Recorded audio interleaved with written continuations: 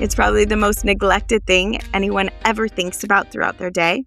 And it's the best thing that you could do for your body overall. It's ditching the ego to go back to those basics. Actually being able to adapt the movement, being able to find a way to change it, actually makes the movement harder. It doesn't make it easier. That intentionality with training is everything. You always have the ability to choose the next day.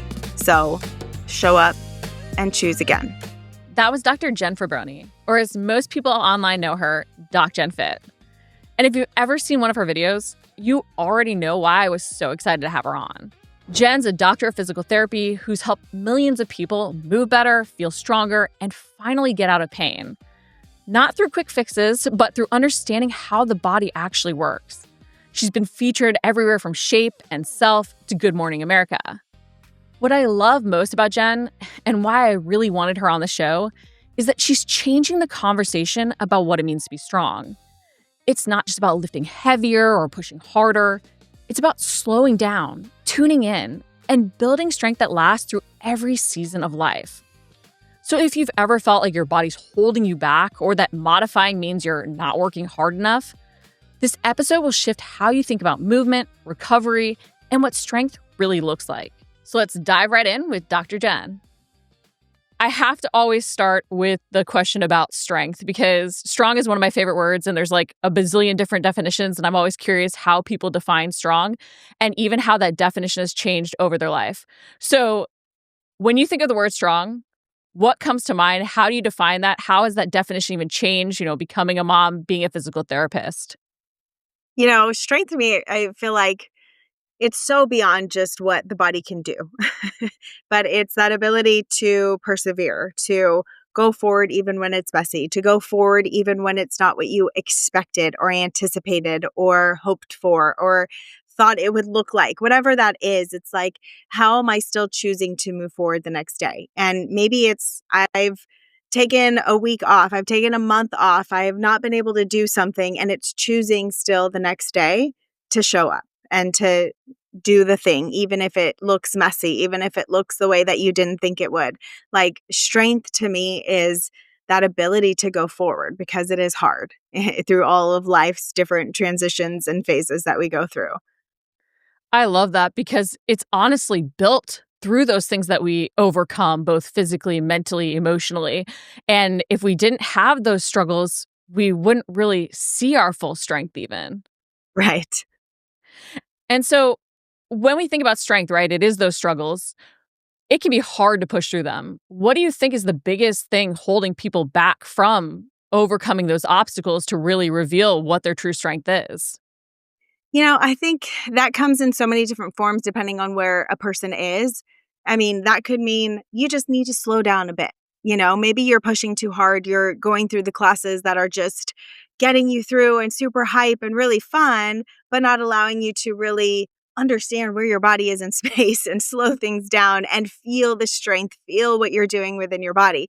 I mean, and I think, in another sense, it could be that life is just so overwhelming that it is hard to slow down, to even see what you need to do or where you need to step in. And so in some cases, sometimes asking for accountability, asking for help. Like, I think becoming a mom, that's been one of my greatest lessons ever, is that I don't have the motivation to just get up and do the workout or do the thing anymore. And so I have like text accountability with moms of like, okay, what did we do today? Who walked? Who worked out? Who needs to work out? And then I also have a mom friend who comes over and works out with me. So I have a set time, I don't have any excuses that I can make, whether it's work more or just lay on the couch or sleep or whatever. Like, I have to then get up because I have someone coming and relying on me to get a workout in. So I think there's sometimes where strength doesn't just have to depend on ourselves. And I think that's hard too, to understand and wrap your head around, because being strong, like, you can do this, like, it's all this, idea that it's all about you and you are the one that has to push through. You are the one that has to do it all, when that's not the reality. And being able to lean on other people and ask for support can sometimes be the strongest thing that you can do in whatever phase of life that you're in. I can't agree more because so often we see vulnerability as a bad thing, asking for help as a bad thing. We see the lone wolf, right? When actually the lone wolf is seeking a pack. It isn't strong on its own, but there is strength in vulnerability, and being able to ask for help, while it can be the scariest thing, requires strength to actually do and might be the thing that truly moves us forward. I also love that you touched on slowing down because I think that is probably the unsexiest secret to actually building strength and results. 1,000% couldn't agree more. And that's all, I mean, it all comes back to that's so important for rebuilding. Like Yes. slowing down to speed up, right? You get injured, you've been out. The last thing we want to do is not just rest and jump back into it. How do you get somebody to slow down to ultimately speed up and see better results? I think sometimes it has to take a change of scenery. Like maybe it's not always going like I love if someone loves the community and the group and whatever circuit, class that they're in. I think that's great. So still do that because if it brings you joy, if it brings you community, that's amazing. Outside of that, where are areas that you can slow down? Maybe it's hiking. Maybe it's, as I'm taking a step up, I'm not going to just rush through this. I'm going to see like, what does it feel like to push through my foot a little bit more? What does it feel like to, lean this way or move this way or slow down? So where else in your life can you find areas of slowing down? And maybe that's picking up a different class, or maybe that is, trying out some strength training that looks a little bit different than your typical class. So, how can you find those ways of slowing down? And even if that is in your class, maybe you're telling your coach, hey, I've been dealing with some recurrent injuries. There's a lot going on in my body. So, when we're doing these like circuit clip, like exercises, I'm just going to go at my own pace. Like, is that okay? Like, don't push me to move faster. Don't like, I feel like I've been told and I've heard that I should slow down a little bit more. So I'm just going to, maybe use a little bit lighter weight. I'm going to modify my push up instead of doing it on the floor because I always feel it in my upper traps and my neck. I'm going to try it on this elevated bench and I'm going to see if I just slow it down, if that feels a little better in my body. You know, I think sometimes we have to advocate for ourselves to be able to find those areas of life of where we can slow down so that we get to know our body. You cannot get to know your body and what you need if you're just going to rush through it. And it's so hard to be able to say, okay, well, why am I having these constant tensions and these constant reoccurring pains pop up if I'm never taking the time to listen to my body? And that happens when we can control it more. And the only way we can control movement more is when we slow it down. So I hope that this kind of gives people an idea of like, I know it's not fun all the time. I know it makes the exercise harder to actually slow down, but try it out for a little bit and see what that does to change in your system and in your body. That intentionality with training is everything. And while you might be thinking, oh, well, I'm making it easier or I'm not getting to maximize or do the intense stuff, when you do that, you get so much more out of those other activities. And I also love that you mentioned balance with this because I think when we think, oh, I'm injured or I'm coming back, I can't do all the things I love, which I also want to touch on, not demonizing moves, which I think you'll like that subject. But it's also that you have to meet yourself where you're at. And that means both emotionally, but also physically. So you mentioned still doing the classes you love, but finding other times you can slow down or taking the class you love, but meeting yourself where you're at right now with slowing down the movements or going a little lighter in weight to be a little bit more focused on the mind-body connection. Because often when we do that, we're still getting the satisfaction out of it and we're giving ourselves a little bit of what we want, but also what we need so that we embrace the changes a little bit more.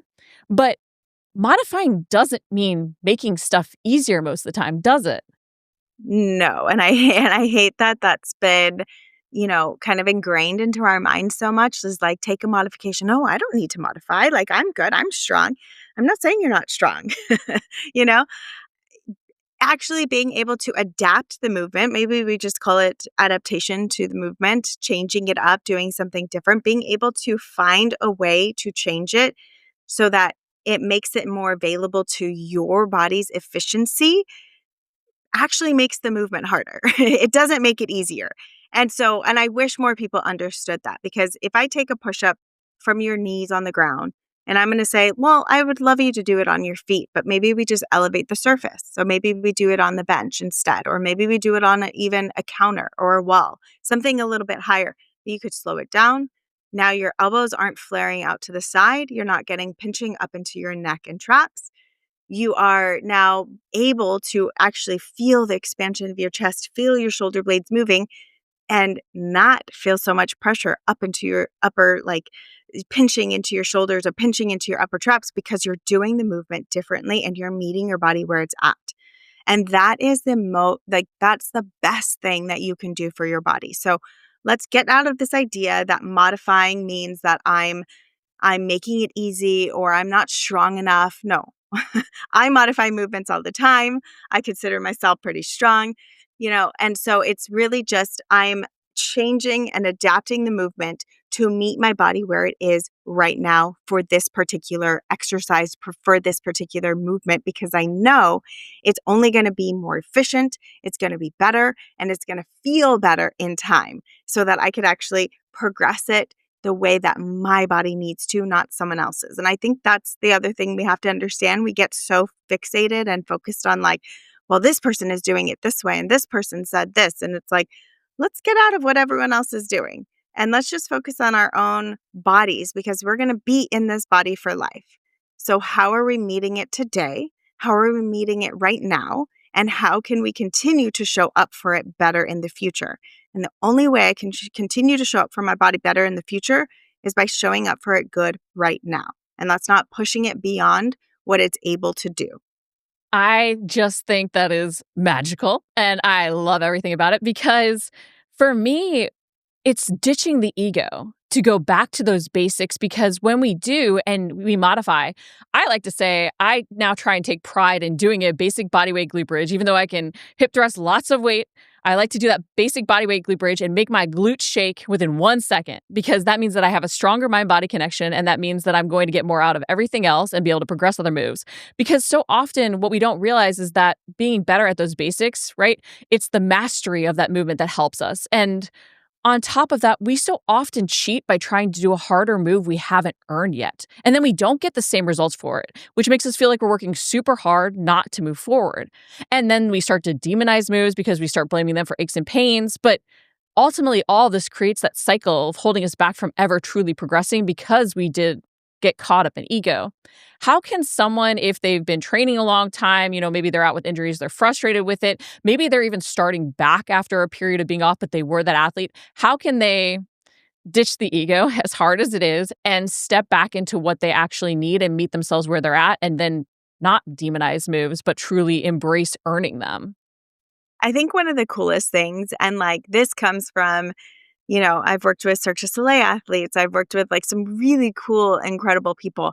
And when you take them back to what if we tried this quote unquote easy basic movement, but we did it a little bit differently.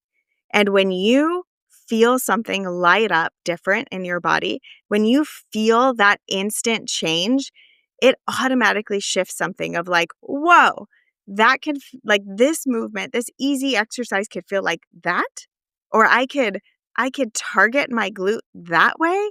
It automatically kind of shifts something in your mind to see that movement differently. Where before it was like, I mean, I even experienced this myself. I used to go through yoga and be like, this is easy, I'm flexible, like whatever. And then I really got a lot of training in Pilates and getting like this really intimate mind body connection and slowing things down and really getting to know these different movement patterns and feel the connection to those muscles. And I remember going into a yoga class after that and having a much different appreciation because it wasn't any longer about just going through the movements and showing off my flexibility. Sure, I could do that. But it was about feeling every movement and what muscle is turning on when I'm doing this.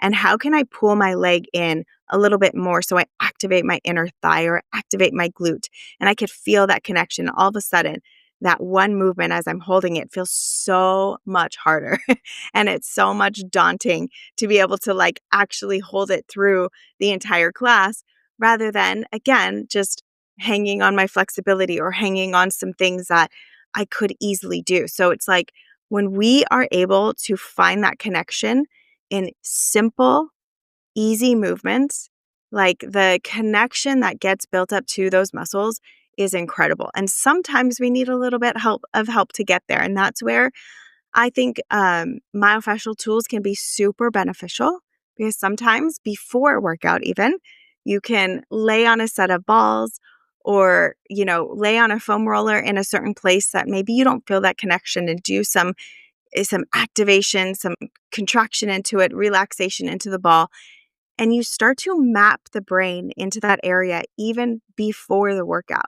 So now all of a sudden, my mind is kind of tapped into my glutes, the area that maybe I don't feel fire as much. And now when I do the workout, that's going to it's already going to be like mapped in my brain. So it's going to be able to fire and feel that connection through the movement. And so again, it's not just doing the movement, but it's really doing the movement intentionally and slowing it down, finding those little like corrective exercises, muscle activations that bring you back into that awareness so that when you go do the larger movements, you feel such a better connection and more stability in your body. Because again, it's like, what's the point of working out and lifting heavy and lifting hard if you can't sustain it long term? Then there's no point. No, you don't get to do the fun stuff if you don't do some of the unfun stuff. And it does become more fun when you do it and then you gain that appreciation. And I've got to admit, my brain was like doing the happy dance as you were talking about what I consider to be the prehab work, because I think that should be part of every warm up. And I'm like, yes, foam rolling, stretching, activation, being intentional, feeling the muscles working. Then you go into your workouts, you get a better workout. Like, those are non-negotiables for me. And if you can't tell, I'm like really excited about this because I love that prehab stuff. It's what really like got me going down a whole rabbit hole with movement, was getting an injury and then having to find all that different stuff for myself personally. But like that prehab work is non-negotiable for me. I feel something just flaring up because I've been sitting a little bit too much. I got my foam roller right in front of my TV, busted out, right? So off of that, I'm curious what other sort of non-negotiable things you have in your daily routine or you recommend for somebody who is overcoming injury or needing to take that step back to really be more intentional in their training and get more out of their workouts. What would you recommend they make non-negotiable in their day? You need to come back to your breath at some point throughout the day. In morning, night, before you go into work, during work, whatever it may be. Yes, we're breathing all throughout the day, but how we're breathing really ties into our stress levels and the tightness, the anxiety, the deep core connection. Like breath connects so much. And so if I could just take a minute, place my hands on my low rib cage, squeeze my low rib cage, and try to expand my rib cage as I breathe in, pushing my hands apart, rather than a lot of times we think, oh, I need to take a deep breath. I'm just going to breathe in and I raise my shoulders up to my ears and I take a really deep inhale and just like let it go. That could be helpful sometimes. But really, when we're thinking about intention, our diaphragm moves and it's rests right underneath our rib cage. We need our rib cage to expand if we want good contraction of that diaphragm. If I want my pelvic floor to be responsive, that comes from a diaphragm that's able to press down, put pressure down into my core canister, lengthen my pelvic floor, and naturally release and recoil my pelvic floor when my rib cage and my diaphragm also come up. So I need this responsive action happening, and that all starts from where I'm breathing from. So if I'm always breathing up into my chest, in my neck, in my upper traps, not only am I probably going to feel like I need a massage all day long, but I'm also going to reduce what's happening in my core canister down into my pelvic floor. And a lot of times we're told we need more Kegels. We just need to be stronger down there. We just need to, increase our strength. But we can't increase strength of a muscle or a muscle group, which is your pelvic floor, until we have length and relaxation of it. And so again, your breath connects so much into your body, from our pelvic floor to how our low back is responding, to how our core is activating, to the tension that we feel overall into our muscles. No longer will you need to be digging out muscles if we're intentionally understanding where we're breathing from. No longer will we feel like our upper traps are super knotted. This plays a role so much into our body, and it helps in overall recovery as well. So if I could take the time, 2 minutes, random times throughout the day, place your hands on your rib cage, breathe into your hands as if you're going to expand it out to the sides, forward and backwards, and then take a really long exhale, whether it's like a really slow exhale through your nose or like pursed lips, like you're breathing out through a straw. This really helps to reset what's happening, get us back and turn on our parasympathetic system so we can get back into that rest, relax, digest. We can get back into reducing that tension in the body. We get back into relaxing that pelvic floor, re-engaging the coordination of our deep core canister without having to force or do anything else except breathe into the sides of our rib cage. It is so neglected. It's probably the most neglected thing anyone ever thinks about throughout their day. And it's the best thing that you could do for your body overall, whether you're feeling pain or just disconnection in the body. We talked about at the beginning all the different definitions of strength, and you brought it back here where you mentioned we focus on strength in only one way.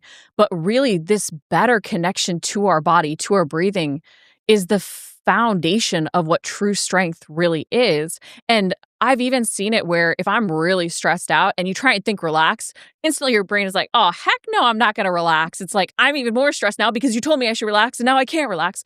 But if you actually take it back to a physical thing and instead give yourself focus on your breathing, you'll find that even you mentally relax and all of a sudden you feel so much more able to conquer everything else. Do you think that like not only is breathing, the foundation of strength, that helps with better movement, but also potentially the secret to how we can better embrace some of the changes we need to make that will ultimately pay off in moving and feeling better as well? 1,000%. I mean, because that forces you to slow down, that forces you to observe your body, that forces like this all new in, unintentional awareness in the body without even trying. Because all you're doing is bringing you back to where you're breathing, and how you're slowing that down into the body. You're going to start to feel things that you haven't before. I mean, I've had someone on the table, low back pain for 5 years. Yes, I was doing some soft tissue work on her, but I'm guaranteeing it's not what I was doing on her. It was the fact that as I was doing soft tissue work, I was getting her to breathe differently. She was putting her hands on her rib cage. She was taking some slow, intentional breath. All of a sudden, she starts crying because her low back pain is gone. And it was not because of my soft tissue work. It was because of what she was doing to tap into a different state within her body so that her body actually had the opportunity to feel something different. And so often that's what we need. We're told your pelvis is out of alignment. You need this, you need that. And it's no, you need to come back into your body and give your body the opportunity to actually feel again. And it can start so easily just by breathing. It seems so simple, but it's so challenging to do. It's so hard for us to want to make a change or to make a change. How can you help someone embrace that process and even dive into these things? Because again, some of these things don't seem that sexy. It's not getting to do more, right? It's not the fad diet or quick fix or supplement or tool we get to buy. How can you help someone embrace these? And I think they're very sexy, but what is traditionally not as sexy a change? The number one thing is you have to you have to do it to feel it. You have to be willing to say, all right, that doesn't sound like it's going to do anything, but let me just see what a couple days, what a week, what a consistent feeling this could bring me. And if it happens to create a change in your body, maybe it's something that you stick with. Maybe it's something that you're like, okay, this actually could do something, but you have to be open to it. I mean, so often I've learned from yogis, trainers, anyone, it doesn't matter. My clients, my patients, if you're willing to listen and learn and try something else out, then you might discover just what's needed within your own body. But you have to be willing to put aside your ego, what we talked about before, and see what else is available. Because again, we have our whole life to continue exploring. Like, why do we think we have all the answers now, or that something that seems simple and basic wouldn't work? What if you just tried it out? It does really all start with action. All the shifts that we ever have started with you deciding to take a risk and act on something. But that also brings us sort of to the difficulty of figuring out what to act on, because in this day and age, there are so many different resources available and so much information out there. And I like to think of it as opportunity because you can find things that match your needs, goals, mindsets, lifestyle, all those different things. So there's not so much necessarily good and bad, although some is probably better and worse. But how do we navigate the information overload? What are some misconceptions that you wish would maybe disappear? And how do you help people find the right path? I think if it is sold to you as the quickest fix, something that you barely need to do, something that someone else is going to do on you and it's magically going to fix your alignment, you're going to hear a crack and everything is going to be better. Like let's use a little bit more discernment. We know that life doesn't work like that. We have to put in the work. So if someone's telling you, you know, if you do this program for 3 months, for 6 months, for a year, and you're going to start to feel change, you probably will. They're selling you a long-term solution. They're selling you consistency packaged in a way for accountability. And that's like the two things that we need. We need accountability and we need consistency, because especially trying on something new, we're always limited by the other things we already have going on in life, the need to create new habits. It's hard. So if someone is telling you, hey, listen, I got a little bit of tools and I could take you along a journey to help you build in that consistency so you get to feel something in time, like that's probably more real. And if it's your vibe, it's like matching what you're needing, try it out. If it's something, again, that's like a week, you're going to feel magic change. You do this every day and you do this, one little exercise every day, or you wear this tool and you're going to feel a difference. And it's like, for what though? We need to stop believing in these passive treatments that are going to create an active difference in your life. Our body is active. Our body needs force. It changes through, stress. We actually have to stress our bodies to create change in them. So what kind of stress is a passive treatment? Is laying on a table, someone doing something to you. It can help in immediate symptom reduction so that you can go move, so that you could go take that active action. But if someone is selling you something that you don't have to do anything to, you just wear it, you just put it on, but it comes with nothing else, you have to say, okay, that might be part of the picture, but what is the bigger picture? Because that's not going to be the magic fix. We need to get out of these like Band-Aid fixes and realize that we have the ability to heal our bodies. We have the ability to change our bodies, and we get to trust that. We can use other people to help guide us, but no one else is fixing us. We get to fix ourselves. And then we can never stop doing what made us better. And I want one final question before I hit you with some rapid fire questions. In terms of never stopping to do what made us better, that means we have to be consistent with those, again, boring basics. And they're often hard, even though they're sometimes simple or small. What are some 1% things that you would recommend someone does consistently in their day to help themselves move and feel their best? Oh, I would come back to the breath. That's like the 1% thing that you can do is just, where am I breathing from? How am I breathing? Am I letting go of my pelvic floor? Am I relaxing in my body, or am I forcing my posture? Like when you breathe from the sides of your rib cage, all of a sudden you're going to notice, just by trying to expand that rib cage out to the side, your body is going to naturally kind of shift upward without forcing the shoulder blades back. Your rib cage is naturally going to go over that pelvis without trying to engage anything or make anything crazy. When we come back to where we're breathing from, how we're expanding from the rib cage, gaining that rib cage mobility, we are automatically not only shifting the nervous system, because now we're creating change into that parasympathetic system, but we're also changing the alignment naturally within our own body rather than forcing something. So there's so much that can come out of just allowing your body to try it out, you know? And it's 2 minutes. There's no excuses. Minutes. All right, now the extra fun stuff. I'm going to hit you with some rapid fire questions. So the first one, I want you to finish the sentence. My day isn't complete without. Coffee. Good answer. Not that I'm judging. So I know we already started talked about some of the misconceptions and whatnot, and if it's sounds too good to be true, it probably is. But what's the biggest myth in like the fitness rehab space you wish people would stop believing? That something is going to magically fix your alignment.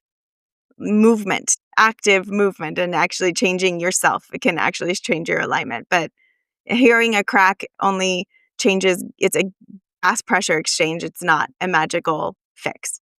And I know you've also talked a little bit about perfect alignment and that sort of being a myth as well, even. That's 1,000% a myth. We also know we have research studies that prove that there's no one perfect posture and that actually trying to force a posture can lead to more pain because you're turning on muscles and forcing something that shouldn't be. We are all unique and slightly odd. But that's one of the lessons I've definitely learned. And I think there's so many lessons you do learn as you work with more people, as you learn more about your body over time, as you go through some hard things. What's one of the hardest lessons you personally learned? That I have to continue to listen to my body and not judge what it looks like, but actually listen to how it feels and how it moves, especially through mom life. There's lots of changes that come with having babies and what it looks like and what it used to be. And so rather than judging what the outside is, it's continuing to observe what the inside is and how strong I can be. It's embracing that constant evolution. Love it. So, if you need a reset or recharge, you've had a long day, what's your go to ritual? Breathe. Like, oh my gosh, there's nothing else because I could go anywhere. I could do it anytime. I could do it wherever I need to do it, whether it's in the chaos of my children. I could lay on the ground, put my hand on my rib cage, and breathe in the playroom. Like it's one of the best things that I do while they're running around amok around me. I don't know about that one because if I lay on the ground with the dogs, they might come over and start a lick attack. I don't know how much breathing would go on. What's something that instantly boosts your mood or brings you joy? A hug from one of my boys. Oh. It's like the best oxytocin hit in the world. Breathing as you get a hug, right? Aha, aha. And what's one piece of advice you'd go back and tell your younger self? Um, I think that there's no ever going to be a perfect time that I'm going to know my body or learn all the things. It's a continued process of learning and unlearning and trying on something new. And that is always okay. Like, I'm never going to have all the answers. And that's why I continue to learn and explore and try it on for myself so that I can help other people as well. It's the fun of life. And the more you know, the more you realize, oh, You crud, don't know. I don't really know anything. Yeah, exactly. So, Dr. Jen, this has been fabulous. So many great takeaways. I'm going to go breathe after this and, relax a little bit. Uh, where can people find you on social media or follow you if they want some help with their mobility work? So I'm on Docjenfit on across all social media platforms, YouTube, TikTok, all the things. Um, and then our gen.health site, you can sign up completely free. And we actually have a Discover tab in there or our Gen Health app. Again, you can sign up completely free and use our Discover tab to search anything, back pain, mobility flow, blah, blah, blah, whatever. It makes my Instagram searchable. So rather than just like scrolling my page, if you know there's something specific that you need, download gen.health or sign up on gen.health, not .com, just gen.health. It's completely free to use and explore as you need. Any specific projects you're working on right now that you're super excited about and want to let everybody know about? We're continuing to build and expand upon Gen Health, which I'm so excited about because there's some really cool features that are going to help with this accountability and community aspect because I know that's been just a game changer in my life. And already with our Gen Health programs, like we try to make it like 5 to 10 minutes. It's not something that you need a lot of time to start to relearn and gain that access and control into your body. But like still, that's a hard habit to continue to add in on your own. So it's like, I'm really excited for the future of what Gen Health will be and how we'll continue to help people learn about their bodies and feel something different. truly building strength by learning more about your body, having that community so you're not lone wolfing it, and even busting those excuses because, let's face it, most of us say we don't have enough time. Now, one final question, because I want one big, extra massive, amazing takeaway for everybody. If someone's listening, what do you want there to be one thing they remember about staying strong in their own lives? You always have the ability to choose the next day. So show up and choose again. Doesn't matter how it looked yesterday, show up and choose again. You got this. Nothing more to say. That was amazing. Thank you very much. Thank you.